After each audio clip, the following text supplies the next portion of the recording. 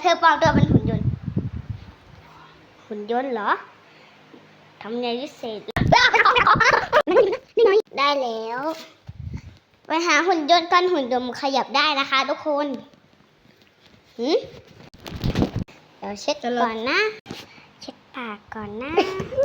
เฮ้ยหุ่นยนต์นี่ขยับแม่เธอจะพาเธอไปซื้อขนมไหมไม่เยอะ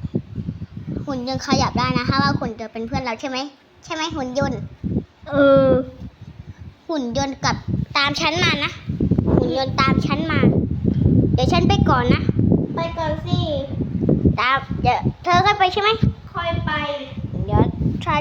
หุ่นยนต์ไปล้างปากก่อนนะเพราะว่าปากเลอะมากเลยไม่อยากไปต้องไปถ้าไม่นั้นปากมันก็เลอะเทอะแล้วเสียงก็ขึ้นตรงปากนะเข้าใจไหมไม่กล้าไม่มีอ๋ออย่าเพิ่งล้างปากเลยเอาไปจ้าเดี๋ยวล้างให้ล้างตัวเองเลยจ้าทุกคนเราเอาแก้วน้ำนี้ไปไว้บนนี้ก่อนนะเวลาเราเอาผ้าน้ำเฉยๆมันจะติดใช่ไหม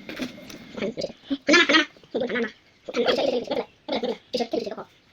เฉยๆโอเคเฉยๆห้องน้ำไม่ได้ฉี่ไม่ได้ฉี่ผมจะตั้งหน้าแล้วเอา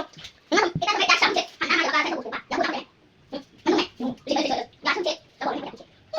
โอเคเจ้าหุ่นยนต์มันโอเคเจ้าหน้ามุดเลย